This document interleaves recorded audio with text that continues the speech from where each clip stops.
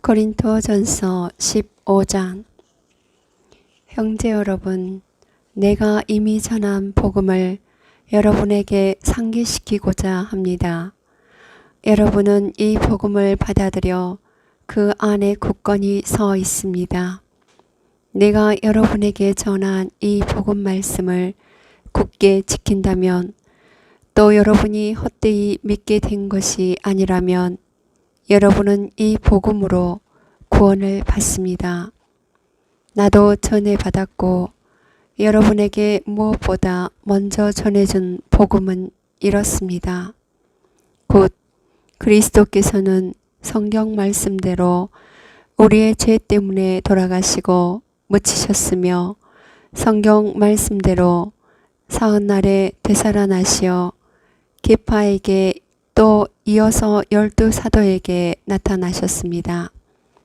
그 다음에는 한 번에 500명이 넘는 형제들에게 나타나셨는데, 그 가운데 더러는 이미 세상을 떠났지만 대부분은 아직도 살아 있습니다. 그 다음에는 야고보에게, 또 이어서 다른 모든 사도에게 나타나셨습니다. 맨 마지막으로는 칠삭둥이 같은 나에게도 나타나셨습니다. 사실 나는 사도들 가운데 가장 보잘것없는 자로서 사도라고 불릴 자격조차 없는 몸입니다. 하느님의 교회를 박해하였기 때문입니다. 그러나 하느님의 은총으로 지금의 내가 되었습니다. 하느님께서 나에게 베푸신 은총은 헛되지 않았습니다. 나는 그들 가운데 누구보다도 애를 많이 썼습니다. 그러나 그것은 내가 아니라 나와 함께 있는 하느님의 은총이 한 것입니다. 그리하여 나나 그들이나 우리 모두 이렇게 선포하고 있으며 여러분도 이렇게 믿게 되었습니다. 그리스도께서 죽은 이들 가운데서 되살아나셨다고 우리가 이렇게 선포하는데, 여러분 가운데 어떤 사람들은 어째서 죽은 이들의 부활이 없다고 말합니까? 죽은 이들의 부활이 없다면 그리스도께서도 되살아나지 않으셨을 것입니다. 그리스도께서 되살아나지 않으셨다면 우리의 복음 선포도 헛되고 여러분의 믿음도 헛됩니다. 우리는 또 하느님의 거짓 증인으로 드러날 것입니다. 죽은 이들이 정말로 되살아나지 않는다면 하느님께서 그리스도를 되살리지 않으셨을 터인데도 하느님께서 그리스도를 되살리셨다고 우리가 하느님을 거슬러 증언한 셈이기 때문입니다. 죽은 이들이 되살아나지 않는다면 그리스도께서도 되살아나지 않으셨을 것입니다. 그리스도께서 되살아나지 않으셨다면 여러분의 믿음은 덧없고 여러분 자신은 아직도 여러분이 지은 죄 안에 있을 것입니다. 그리스도 안에서 잠든 이들도 멸망하였을 것입니다. 우리가 현세만을 위하여 그리스도께 희망을 걸고 있다면 우리는 모든 인간 가운데서 가장 불쌍한 사람일 것입니다. 그러나 이제 그리스도께서는 죽은 이들 가운데에서 되살아나셨습니다. 죽은 이들의 만물이 되셨습니다. 죽음이 한 사람을 통하여 왔으므로 부활도 한 사람을 통하여 온 것입니다. 아담 안에서 모든 사람이 죽는 것과 같이 그리스도 안에서 모든 사람이 살아날 것입니다. 그러나 각각 차례가 있습니다. 만물은 그리스도이십니다. 그 다음은 그리스도께서 재림하실 때 그분께 속한 이들입니다. 그러고는 정말입니다.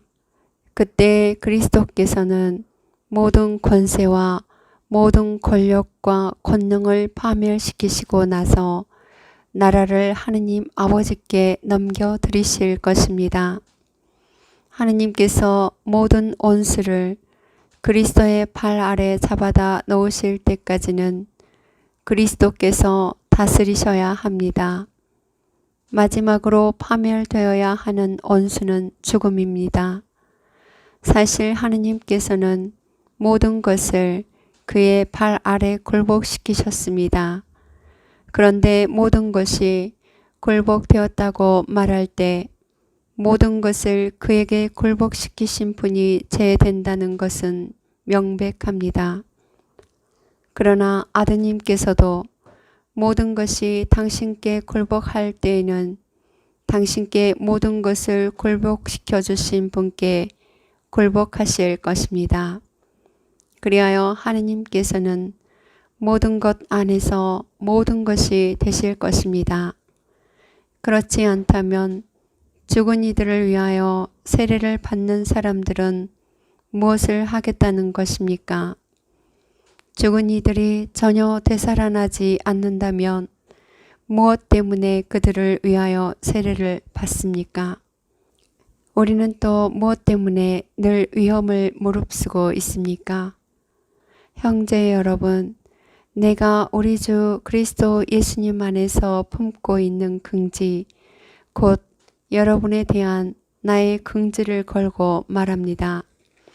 나는 날마다 죽음을 마주하고 있습니다. 내가 에베소에서 이를테면 맹수와 싸웠다고 한들 그것이 나에게 무슨 소용이 있겠습니까? 죽은 이들이 되살아나지 않는다면야. 내일이면 죽을 몸 먹고 마십시다. 착각하지 마십시오. 나쁜 교제는 좋은 관습을 망칩니다. 정신을 똑바로 차리고 죄를 짓지 마십시오.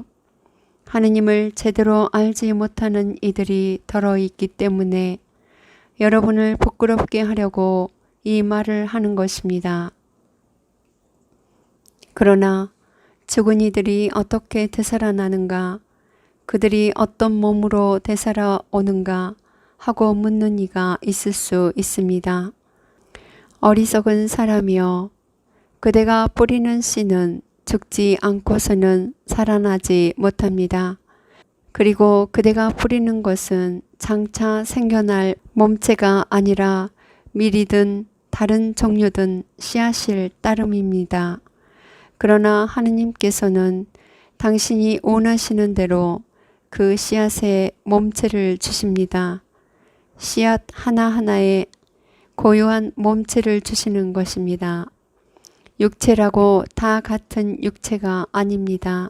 사람의 육체가 다르고 집 짐승의 육체가 다르고 날짐승의 육체가 다르고 물고기의 육체가 다릅니다. 하늘에 속한 몸체들도 있고 땅에 속한 몸체들도 있습니다. 그러나 하늘에 속한 몸체들의 광채가 다르고 땅에 속한 몸체들의 광채가 다릅니다. 해의 광채가 다르고 달의 광채가 다르고 별들의 광채가 다릅니다. 별들은 또 그 광채로 서로 구별됩니다. 죽은 이들의 부활도 이와 같습니다. 썩어 없어질 것으로 묻히지만 썩지 않는 것으로 되살아납니다. 비천한 것으로 묻히지만 영광스러운 것으로 되살아납니다. 약한 것으로 묻히지만 강한 것으로 되살아납니다. 물질적인 몸으로 묻히지만 영적인 몸으로 되살아납니다. 물질적인 몸이 있으면 영적인 몸도 있습니다. 성경에도 이렇게 기록되어 있습니다. 첫 인간 아담이 생명체가 되었다.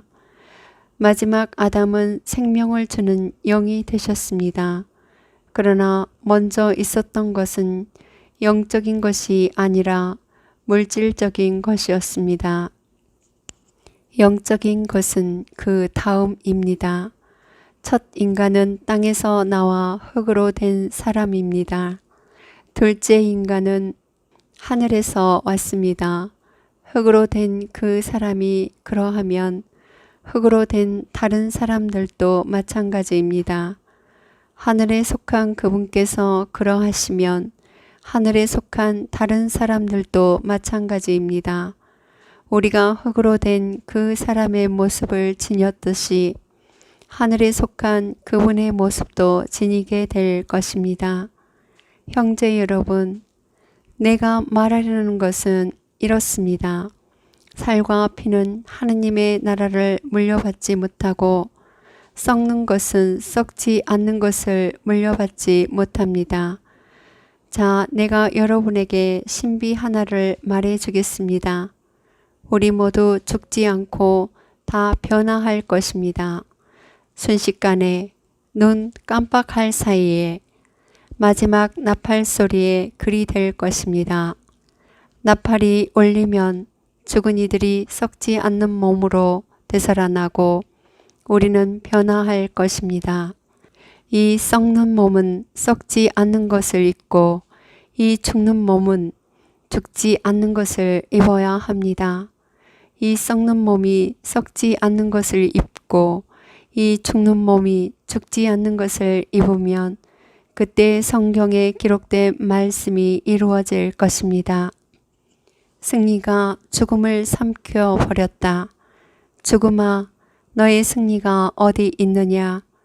죽음아, 너의 독침이 어디 있느냐? 죽음의 독침은 죄이며 죄의 힘은 율법입니다. 우리 주 예수 그리스도를 통하여 우리에게 승리를 주시는 하나님께 감사드립시다. 그러므로 사랑하는 형제 여러분, 굳게 서서 흔들리지 말고 언제나 주님의 일을 더욱 많이 하십시오. 여러분의 노고가 헛되지 않음을 여러분은 알고 있습니다.